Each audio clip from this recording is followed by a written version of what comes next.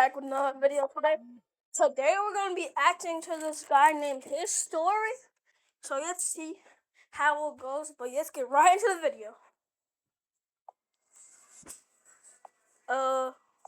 My twin brother Chris and I were 9 when we learned Morse code. We tapped messages under the dinner table when Mom told us to stop talking and tapped through the wall between our bedrooms every night. When Chris got into a car accident and the doctor said he'd never wake up, I pulled up a chair next to his bed, took his hand, and tapped. "Are you there?" Nothing. But I came back the next afternoon and tapped again. Before I left, I always said the same thing. "See you tomorrow, Chris." A week later, Chris's fingers twitched against mine, and I almost fell out of my chair. I grabbed a nurse and she barely looked up. They're reflexes. It doesn't mean anything. I bought a notebook the next day and started writing down every single one. 4 months in, Mom watched me scribbling and said, "How long are you gonna keep doing this?" "Until he taps back." "He's not gonna tap back. You're talking to a corpse." Dad lasted a few more months before he pulled me into the hallway. "We need to talk about donating your brother's organs. His fingers move every time I hold his hand, Dad. The nurses said those are reflexes. Stop getting your hopes up, son. I don't care what the nurses say. You're not donating my brother's organs." But a week later, my parents called to have Chris transferred to a long-term facility to die and scheduled a meeting to sign the papers. The afternoon before the meeting, I tapped into his palm like always, but this time, something tapped back. Short, short, short. Long, long, long. Short, short, short. SOS. I grabbed his hand. "Chris, if that's you, squeeze once." He squeezed so hard my knuckles cracked. I stormed into the meeting room and told them my brother just responded to me. The caseworker said, "This is very common with families who aren't ready to let go." My parents nodded. I grabbed the transfer papers off the table. "You're not signing anything until you come see for yourself." I walked them to Chris's bed and grabbed his hand. "Ask him anything." The caseworker asked what year it was. Chris squeezed out the answer. Count to 5. 5 perfect squeezes. His mother's name, tapped out letter by letter. By the 10th question, she said, "He's still alive. We can't move him." Weeks later, I asked Chris what kept him fighting when everyone gave up. Heard Mom call me a corpse. Heard Dad say donate my organs. Heard all of them leave, except you. I asked why. I wanted to see you too.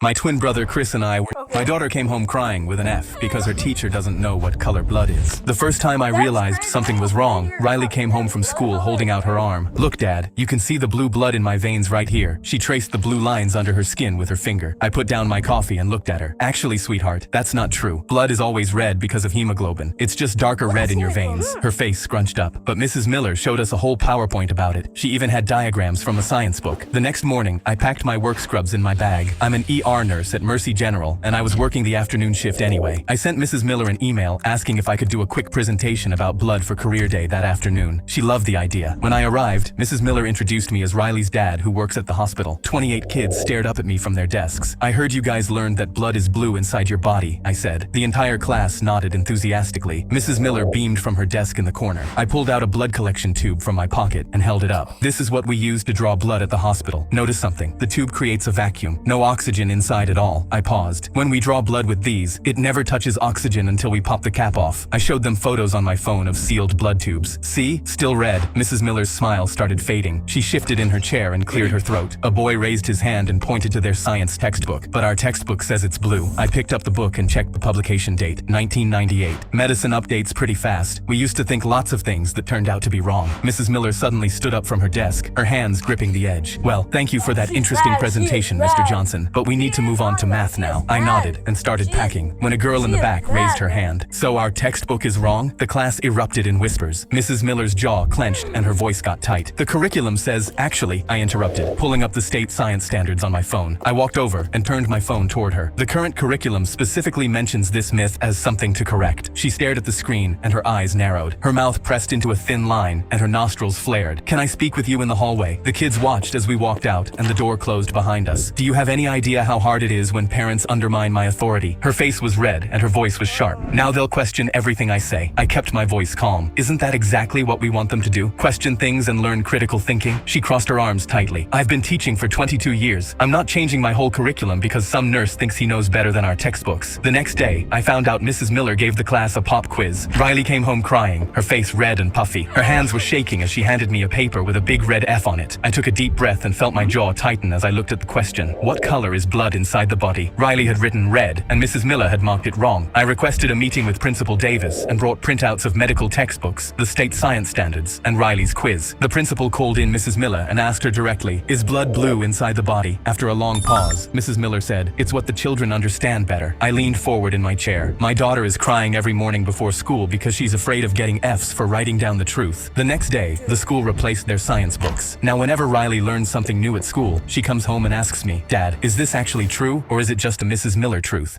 My daughter came home crying with an F because the flight attendant slipped me a napkin that said, "The pilot isn't who he says he is. Meet me in the back to talk." I knew she chose to tell me because of the military dog tags around my neck. I folded the napkin and slid it into my pocket, and that's when the captain's voice came over the intercom. "Good morning, folks. This is Captain Hopkins, expecting smooth skies to Chicago, but something was wrong. I could feel it in my bones." I waited 2 minutes and casually walked to the back, not knowing what to expect. The flight attendant was there with a man holding up a police badge. The man whispered, "I'm glad you're here. I'm an undercover cop." I knew something was wrong straight away. The flight attendant whispered, "I've flown with Captain Hopkins for 6 years. I don't exactly know what's wrong, but I know that's not Hopkins, and we're flying the wrong way." She showed me the flight map of where we were heading. The plane is heading toward an abandoned airport. I leaned over the map. My body was pumping with adrenaline because it was the perfect place to crash a plane. There's an empty space above the pilot's room. I can climb up and listen to what the pilot and co-pilot are planning through the ceiling. Take my number. If you can tell there's something fishy going on, text me one word. Now. That's the signal to move. And to distract everyone while I climbed above the ceiling, the flight attendant made an announcement on the speakers to tell everyone to keep their seatbelts on. Through the cracks, I could hear 2 men in the pilot's room talking. 15 years ago today, our brother died because of Captain Hopkins. Now we get to crash his plane with him tied up on it while we impersonate him. I texted the undercover cop. Now, the cart slammed into the pilot's room door, and the cop kicked it open. I dropped through the ceiling and tackled the fake pilot out of his seat. The cop pinned the co-pilot to the floor. The flight attendant grabbed the radio. "Mayday, our pilot is gone. We need help landing right now." She looked at me. "Find Hopkins, the actual pilot. He has to be on this plane somewhere." I sprinted to the back of the plane, checking every door. I yanked open the closet next to the bathrooms, and Captain Hopkins was inside with his hands tied and tape across his mouth. I ripped the tape off. "Get me to the controls." He ran to the front and dropped into the pilot's chair. He grabbed the wheel. "Tower, this is the real Captain Hopkins. I'm landing this plane." When we finally landed, the cops dragged the brothers off in handcuffs. The flight attendant came up to me in the aisle. I pulled the napkin out of my pocket and held it up. "You saved 200 lives with this." She smiled and took it back. The flight attendant slipped me a napkin that said, "Every time we heard a knock on the front door, my dad would yell, 'Stealth mode,' and we had 30 seconds to kill every light in the house. My brother and I would race through the rooms, flipping switches, yanking cords, shutting off the TV mid-show, while some guy outside banged on the front door yelling, 'I know you're in there, buddy.' Dad timed us. Once everything was dark, no talking, no moving, no looking out the windows. We'd sit there until Dad did his owl hoot, which meant all clear. Sometimes 5 minutes, sometimes almost an hour. Afterwards, he'd high-five us and go, 'Real ninjas couldn't do better.' He told us stealth mode was top secret. Never tell your teachers, your friends, nobody. Other people wouldn't understand. For years, I believed him. When I was 8, I asked Dad why we had to hide so much. He said some annoying guy kept bothering our family, and stealth mode was how we dealt with him. I felt proud we had a secret skill that could outsmart bad guys. By the time I was 10, I heard the voice outside yell something about a bet and $20. I tugged Dad's sleeve and whispered, "Is the bad guy trying to steal our money?" Dad shushed me so hard I flinched. When I was 12, I broke the window rule, peeked through the blinds, and saw a completely normal guy in a polo shirt standing on the porch rubbing his forehead. He didn't look like a criminal. He looked like someone's tired uncle. At 13, I told Dad I was just going to open the door and tell the guy to leave us alone. The color left his face. "You absolutely cannot do that." That was the first time stealth mode didn't feel like a game. By 15 or 16, it barely happened anymore. But when it did, Dad would peek through the blinds looking guilty. Mom just shook her head from the couch and muttered something under her breath.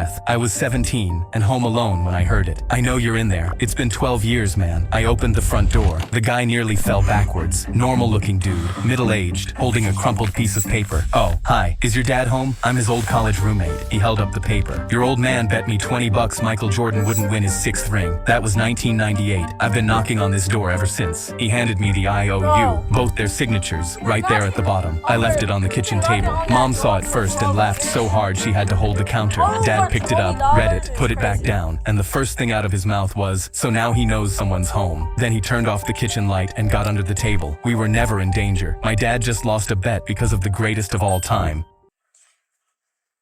Guys, one more.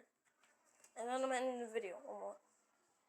Dad measured me for the 5th time that day and screamed, "Why are you still 5'10"? I stared down at my 5'3" dad, and he glared. "Stop looking down at me. No son of mine will ever look down on me. We're going to fix this before it's too late." And so the next day, Dad came into my room with x-rays of my legs marked with red X's saying, "I found a surgeon who will remove these bones so that you can finally be shorter than me. I already scheduled the surgery." I stared in horror while Dad jumped around saying he couldn't wait to be taller than me. I knew I had to make the surgery impossible, so I started running 26 miles non-stop, and even though it hurt, I kept going until my legs gave out because I needed my bones to be so damaged they couldn't operate on me. And then on the day of my scheduled surgery, the doctor took one look at x-rays of my damaged legs and refused to operate on me. Dad got angry. "Why? He's perfectly fine." But the surgeon shook his head and pointed at the x-ray. "His bones are too damaged. If I cut into them, they could shatter, and a shard of bone could hit his heart. Your son could die." Dad crossed his arms.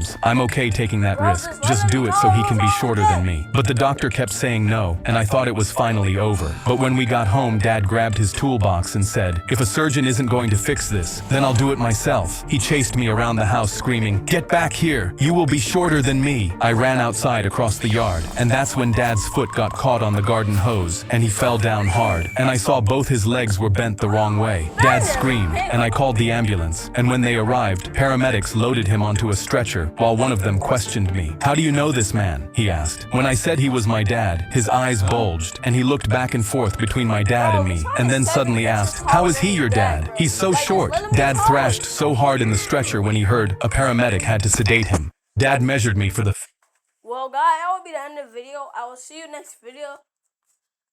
Well, I'm out.